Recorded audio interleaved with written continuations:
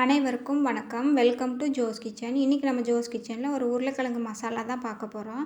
அதுக்கு முன்னாடி சேனலுக்கு நீங்கள் புதுசாக வந்திருக்கீங்கன்னா மறக்காமல் சேனலுக்கு சப்ஸ்கிரைப் பண்ணிக்கோங்க. இப்போ உருளைக்கிழங்கு வந்து வேக வச்சுருக்கேன். கருவேப்பிலை, பச்சை மிளகா, பெரிய வெங்காயம், அப்புறம் சோம்பு, பட்டை, கிராம்பு இதெல்லாம் எடுத்து வச்சுருக்கேன். இவ்வளோ தான் இதுக்கு. கடலெண்ணெய் சேர்த்துருக்கேன். அதுக்கப்புறம் எண்ணெய் காஞ்சது, சோம்பு, பட்டை இதை போட்டுட்டு ஒரு 30 செகண்ட் நல்லா வறுத்துக்கோங்க. அதுக்கப்புறமா வந்து கருவேப்பிலை சேர்த்துக்கோங்க.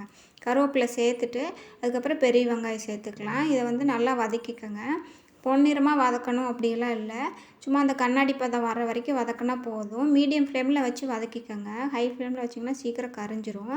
அதுக்கப்புறம் வந்து பச்சை மிளகா சேர்த்துக்குங்க. நான் 2 பச்சை மிளகா சேர்த்துருக்கேன். உங்களுக்கு பச்சை மிளகா சேராதுன்னா நீங்கள் வர மிளகா சேர்த்துக்கோங்க.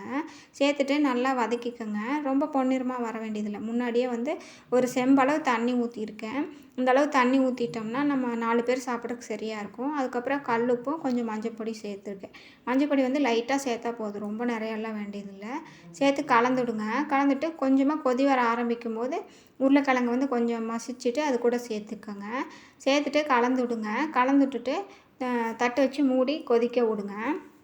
இந்த மாதிரி லைட்டாக கொதிக்கும்போது தட்டு வச்சு மூடிட்டிங்கன்னா அது நல்லா கொதிச்சிடும். ஒரு ஹை ஃப்ளேமில் ஒரு 5 நிமிஷம் கொதிக்க விட்டுட்டு இடையில ஒரு வாட்டி எடுத்து கிண்டி விடுங்க. இந்த மாதிரி இடையில அடி பிடிச்சிரும் இல்லையா, அதனால் கொஞ்சம் கிளறி விட்டுட்டு மறுபடியும் மூடி வச்சுருங்க. மூடி வச்சு மீடியம் ஃப்ளேமில் வச்சுட்டிங்கன்னா அது நல்லா அந்த சோம்பு வந்து கொதித்து நல்லா கமகமன்னு வாசனையாக இருக்கும்.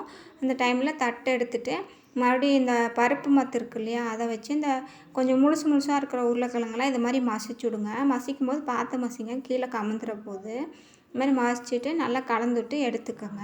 இப்போ ஸ்லோ ஃப்ளேமில் வச்சு மறுபடியும் ஒரு 5 நிமிஷம் வச்சுக்கலாம். இப்போ மசிச்சுட்டு அதெல்லாம் நல்லா கொதிக்கணும் இல்லையா, அதுக்காக ஒரு 5 நிமிஷம் கொதித்ததுக்கப்புறம் நம்ம தட்டை ஓப்பன் பண்ணிவிட்டு இந்த மாதிரி கலந்துட்டு கருவேப்பிலையோ இல்லை கொத்தமல்லி தழை ஏதோ ஒன்று சேர்த்துட்டோம்னா இந்த உருளைக்கிழங்கு மசாலா வந்து ரெடி ஆயிரும்.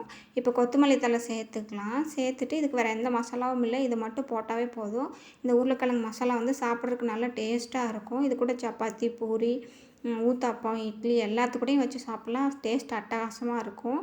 இதுக்கு வந்து நம்ம தக்காளியெல்லாம் எதுவும் போடல, வெறும் இந்த சோம்பு, பட்டை இது மட்டும்தான் போட்டிருக்கோம். அது நல்லா கொதிக்கும் போது வந்து இந்த உருளைக்கிழங்கு குருமாவுக்கு வந்து நல்ல ஒரு வாசனை கொடுக்கும். நீங்களும் இதை மாதிரி செஞ்சு பாருங்கள். செஞ்சு சாப்பிட்டு பார்த்துட்டு எப்படி இருக்குன்னு சொல்லுங்கள். வீடியோ பிடிச்சிருந்தா லைக் பண்ணுங்கள். ஜோஸ் கிச்சன் சேனலுக்கு மறக்காமல் சப்ஸ்கிரைப் பண்ணுங்கள். இது உங்கள் ஃப்ரெண்ட்ஸ் கூடயும் ஷேர் பண்ணிக்கோங்க. தேங்க்யூ.